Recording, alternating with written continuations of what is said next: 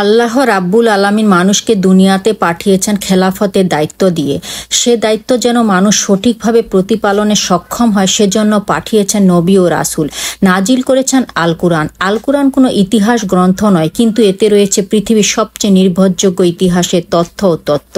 আল কুরআন কোনো সাহিত্যকর্ম নয়, কিন্তু এতে রয়েছে সাহিত্যের সব রসদ। আল কুরআন কোনো গল্প উপন্যাস নয়, কিন্তু এতে রয়েছে জগতের শ্রেষ্ঠ ঔপন্যাসিক কাহিনী। আল কুরআন কোনো কাব্যগ্রন্থ নয়, কিন্তু এতে রয়েছে কালোত্তীর্ণ অমর মহাকাব্যের সব ধরনের উপাদান।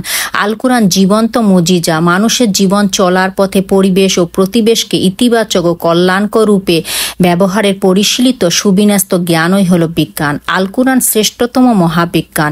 এ প্রসঙ্গে আল্লাহ তাআলা কুরআনে কারিমে বলেন, শপথ বিজ্ঞানময় কুরআনের। কুরআনে হাকিমের প্রথম অবতীর্ণ পঞ্চ আয়াতেও তার সুস্পষ্ট প্রমাণ রয়েছে। পর তোমার রবের নামে, যিনি মানুষ সৃষ্টি করেছেন জমাট রক্তপিণ্ড থেকে। পর তোমার রব মহিয়ান, তিনি কলমের মাধ্যমে শিক্ষাদান করেছেন, মানুষকে তা শিখিয়েছেন যা সে জানত না। বিজ্ঞানীরা তাদের নানা আবিষ্কারে কোরআন থেকে উদ্বুদ্ধ ও অনুপ্রাণিত হয়েছেন। তাদের তথ্য ও তত্ত্বগুলো কুরআনিক সূত্রের অনুকূলে এসেছে। বিশ্বের বহু সেরা সেরা বিজ্ঞানী কুরআন পড়ে ইসলাম গ্রহণ করেছেন। যেমন বিশ্ব বিস্তৃত বিজ্ঞানী ডক্টর মরিস বুকাইলি, যিনি বাইবেল, কুরআন ও বিজ্ঞান নামক একটি বই লিখেছেন। আধুনিক বিজ্ঞানের আবিষ্কারগুলো ও কুরআন পরস্পর সঙ্গতিপূর্ণ। এতকাল যেসব আয়াতের ব্যাখ্যা করা কঠিন ছিল, আধুনিক বৈজ্ঞানিক জ্ঞান আমাদের সেসবের অর্থ বোঝার ব্যাপারে সাহায্য করেছে। আল কুরআনের বৈজ্ঞানিক বিষয়গুলো প্রমাণ করে এটি আসমানি কিতাব। আল কুরআনে রয়েছে জ্ঞান বিজ্ঞানের সব মৌলিক বিষয়, যেমন জ্যোতিষশাস্ত্র, বিশ্ব সৃষ্টি ও মহাবিস্ফোরণ। আছে পদার্থ বিজ্ঞান, পানি বিজ্ঞান, পানিচক্র, বাষ্পে পরিণত হওয়া।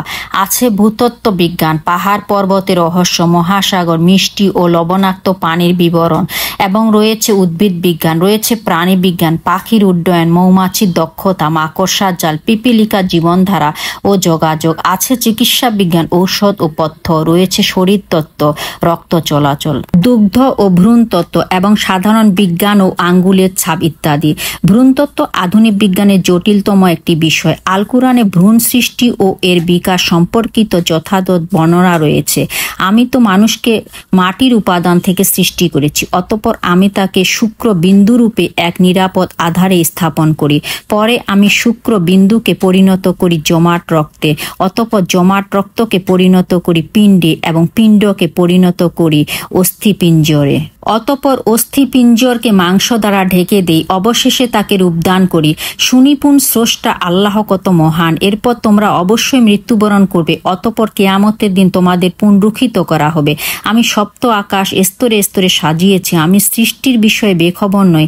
আধুনিক বিজ্ঞানের অন্যতম সাফল্য মহাকাশ বিজ্ঞান। এ বিষয়ে আল কুরআনে বিস্তারিত বিবরণ রয়েছে। অবিশ্বাসীরা কি ভেবে দেখে না যে আকাশমণ্ডলী ও পৃথিবী অতপ্রতভাবে মিশেছিল, অতঃপর আমি উভয়কে পৃথক করে দিলাম এবং জীবন্ত সবকিছু পানি থেকে সৃষ্টি করলাম। তবুও কি তারা বিশ্বাস করবে না? এটি আধুনিক বিজ্ঞানের বিগ ব্যাং তত্ত্বের অনুরূপ। পানি থেকে জীবন সৃষ্টির উল্লেখ হয়েছে, এটিও সম্পূর্ণ বৈজ্ঞানিক। সব জীবিত প্রাণী প্রোটোপ্লাজম দিয়ে তৈরি, যার ৮০ থেকে ৮৫% পানি। আধুনিক বিজ্ঞানীরা বলছেন মহাজগৎ সদা সম্প্রসারণশীল। এ প্রসঙ্গটিও আল কুরআনে রয়েছে। আমি আমার ক্ষমতা বলে আকাশ নির্মাণ করেছি এবং আমি একে সম্প্রসারিত করছি। মহাবিশ্বের সবকিছুই ঘূর্ণায়মান বা চলমান। এ বিষয় সম্পর্কে আল কুরআনের বর্ণনা, আল্লাহই দিন ও রাত সৃষ্টি করেছেন চন্দ্র ও সূর্য। প্রত্যেকেই নিজ নিজ গতিতে কক্ষপথে সন্তরণ করছে। তিনি সূর্যকে তেজস্কর ও চন্দ্রকে জ্যোতির্ময় করেছেন এবং তার তিথি নির্দিষ্ট করেছেন। কুরআনে সূর্যকে সিরাজ বলা হয়েছে, যা স্বীয় আলো, আর চন্দ্রকে নূর বলা হয়েছে, যা অন্য উৎস থেকে ধার করা। ভূতত্ত্ব বিজ্ঞান প্রসঙ্গে আল কুরআনে সবিস্তারে আলোচিত হয়েছে। আমি কি ভূমিকে, বিছানা ও পর্বতকে কিলক সদৃশ্য করিনি? কুরআন মহানবী সাল্লাল্লাহু আলাইহি ওয়াসাল্লামের শ্রেষ্ঠতম মুজিজা, মহান আল্লাহর কুদরতের মহা নিদর্শন। আমরা তাদের আমাদের নিদর্শন দেখাবো দূর দিগন্তে এবং তাদের মধ্যে, যতক্ষণ না তারা জানতে পারে যে এটাই সত্য। কুরআন বাহ্যিক ও অভ্যন্তরীণ বাস্তবতার সঙ্গে সঙ্গতিপূর্ণ। কিয়ামত পর্যন্ত সব মানুষের জন্য একটি চ্যালেঞ্জ। তারা কি সূক্ষ্মভাবে কুরআনে চিন্তাভাবনা করে না যে যদি এটি আল্লাহ ছাড়া আরও কারো কাছ থেকে আসতো, তাহলে তারা এতে বহু অসামঞ্জস্য খুঁজে পেত।